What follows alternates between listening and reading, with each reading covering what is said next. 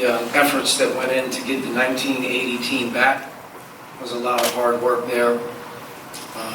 Randy Whitman and Quinn Buckner and Isaiah Thomas, a lot of those guys that conversed over the course of time to make that happen was huge, but also the inclusion of Coach Knight meant a lot to those guys, and for us to be able to host them and have Coach Knight officially come through the doors was a big thing, and I think hopefully that makes those guys and everybody that's been a part of the long-standing tradition that only played here, coached here, and obviously all of our fans. Hopefully that makes some things go in a different direction moving forward. Continuing to tie things together. So very, very happy about that for those guys. Obviously very disappointed in our performance today. In that type of environment with our fans and crowd, it was really ready, and we got off to a decent start, but our turnovers in the first half really just killed momentum. And their run at the end of the half was really just a deflating deal. To be able to come out at halftime and find a way to maybe score the ball a little bit, but not be able to get the stops, continued to be the second half of the problem. But Purdue deserves credit, executed well.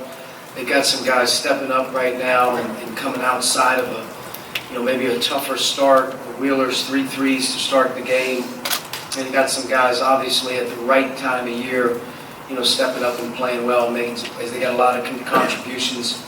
And our offense in particular in the second half, when we needed it to be more efficient, wasn't. But give them a lot of credit. I'm disappointed for our players, I'm disappointed for our fans, I'm disappointed for everyone that came back for the reunion, and I'll take full responsibility on the loss today.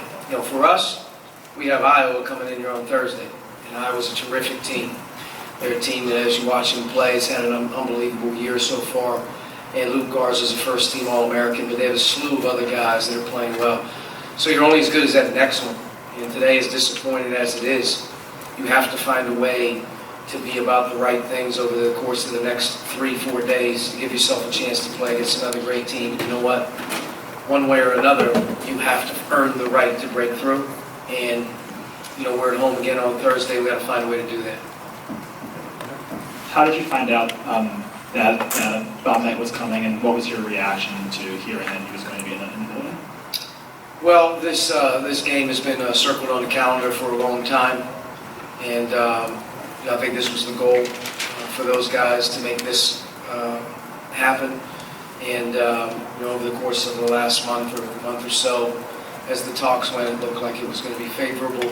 But I think as this last week approached, I thought it was going to come down the line that hopefully cross your fingers that everything was able to work out. Coach able to come and see us and our team before the game today was really, really special.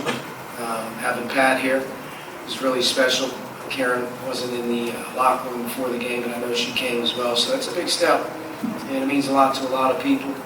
And like I said, I'm really, really happy for a lot of people they were able to experience that today.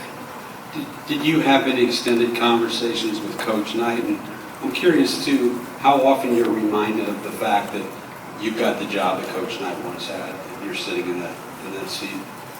I was able to communicate with Coach Knight prior to the game as he arrived, and he was able to be in the locker room with us. Thanked him. Obviously thanked Pat, Randy Whitman as well. That meant a lot to those guys, but not extended conversation.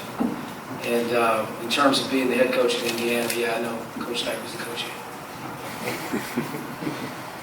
You mentioned the turnovers in kind of your opening statement. Why do you think this team is continuing to struggle in terms of taking care of the ball? I think it's now 3 straight with a turnover percentage over 20. It's hard. I think there's some plays that you like to have back that are silly.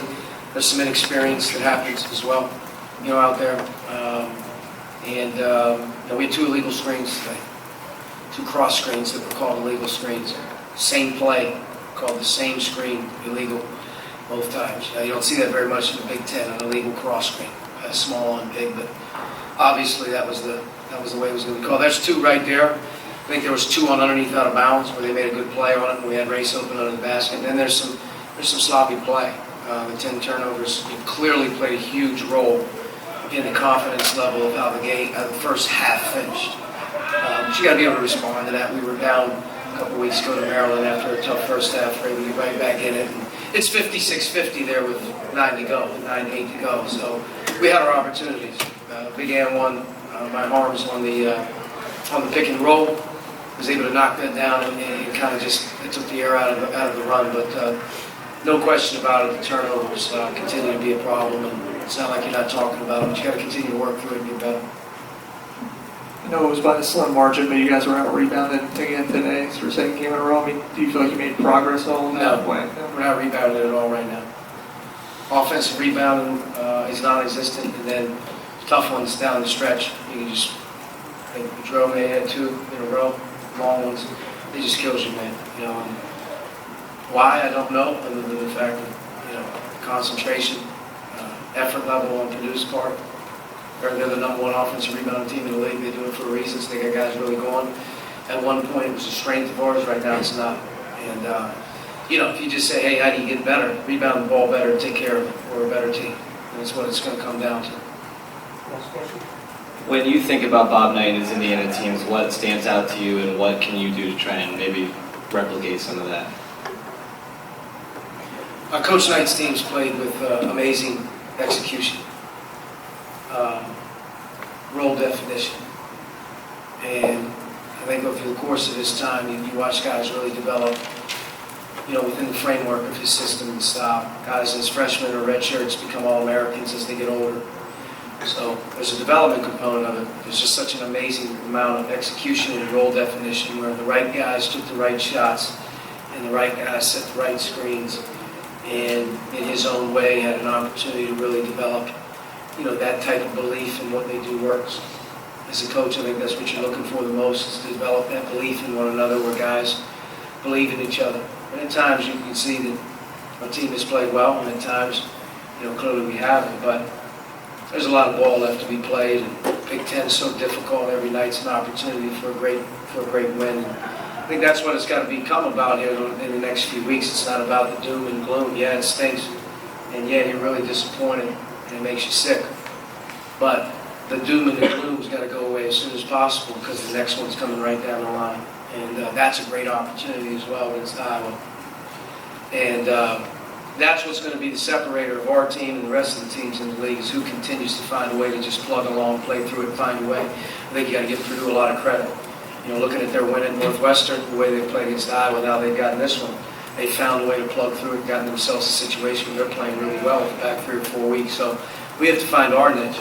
We have to find our way. We're going to have to earn it. Our players are going to have to earn it. Our staff's going to have to earn it. We're going to have to earn our way to the finish line because I think everybody knows that no one gives you a whole lot in this conference right now, and everyone's playing for a great deal of pride, and there's a lot at stake when it comes to postseason. So for us, it's not about any of that. It's about finding a way to enjoy this thing a little bit. When it gets miserable when you lose it, at the same time, man, they just got to find another way to get right up off that mat and respawn. And we need some guys to respawn on Thursday. Thanks.